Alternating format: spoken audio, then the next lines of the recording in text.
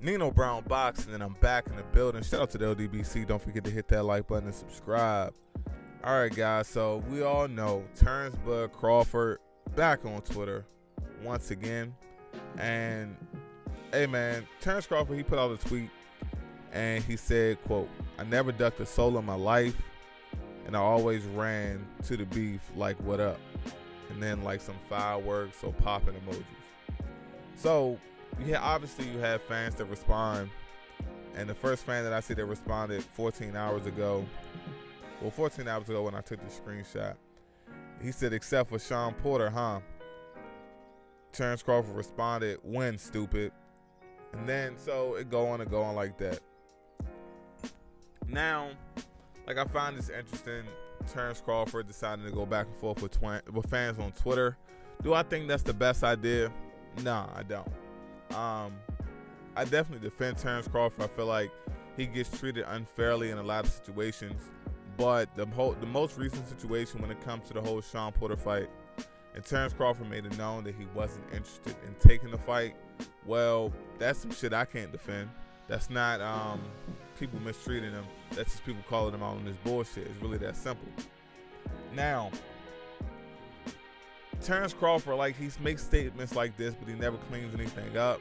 He never fully comes out and fully communicates what he actually means and what the actual situation is. And I understand how Terence Crawford is as a person, but he wasn't presented with a question. You know, he wasn't responding to like some big interview or something like that. Terence Crawford, he's been hearing different talks from different platforms, and he decided to take it upon himself and go on his Twitter and say that he's not ducking anyone. Well, the name Shawn Porter came up, and Terence Crawford could have simply said in his tweet to the guy, in his response, instead of saying "when, stupid," Crawford could have responded with the facts. And if the facts is he don't want to fight him for this particular reason, well, we all know what's going to happen after that. The people are going to proceed to say that's a prime example of a duck. Now, if Bud wants to smoke with Shawn Porter, well then, Bud, state the facts, clear the air. You obviously went on there for a reason. So I just say, if you're going to speak on it, speak on it. Just half-stepping, sending out these sub-tweets, but not diving into what the actual issue is counterproductive. Now, another thing that I'm interested in is, last time I checked, the WBO #1 mandatory is Danny Garcia. I just want to see when the hell will the WBO mandate Terence Crawford to face Danny Garcia? See, if it's a mandatory, if Bob Arum and the PBC and Al Heyman, if they can't come to terms, well, it can go to purse bid. Now, we'll really see how heavy ESPN and Top Rank is backing Bud when Bud is put in a situation where if they lose the purse bid, see, it's at this point in time, they're going to have to put up the money. Because I look at it like this.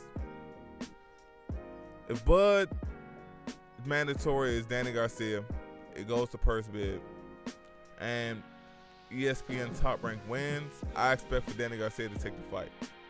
He doesn't have a belt. I expect him to take that fight.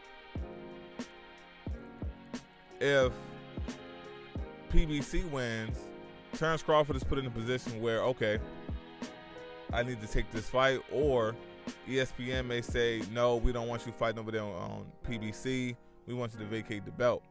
Now, if that whole situation comes up, that's where a lot of truth starts to come out, and a lot of these subliminal tweets, a lot of unanswered questions, all the shit will be revealed at that point.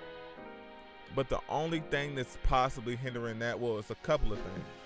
The WBO first needs to mandate Terence Crawford versus Danny Garcia.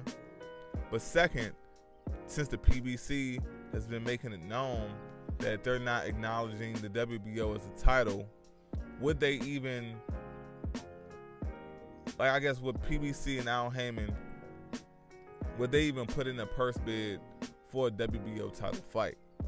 And that's what I find interesting. I feel like that situation can clear a lot of shit up. And if I feel like the ideal situation for it to be an eye opener for Terence Crawford would be for the PBC to win the purse bid, and ESPN Top Rank wants him to vacate because they don't want him to fight over there.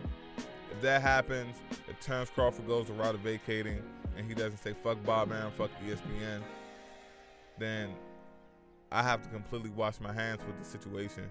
There's nothing else that I need to see when it comes to that. But we'll see how everything plays out. But when it comes to the whole Twitter situation, I mean, Bud got Twitter fingers, Tank Davis got Twitter fingers, and my thing is, if you got Twitter fingers, just be open to the responses that come at you.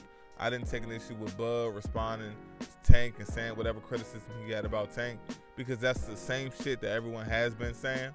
But at the same time, I don't have a problem with people going at Bud on Twitter, because Bud, you put it out there, you said what you said. Now people coming at you, don't try to respond when stupid and be all vague.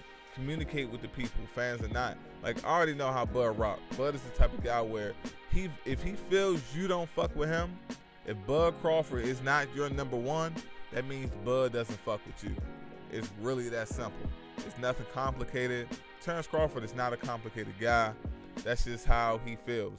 If you view Earl Spence as number one and Terence Crawford as number two, Terence Crawford looks at it like you don't fuck with Terence Crawford. But hopefully the WBO steps in and they mandate that fight.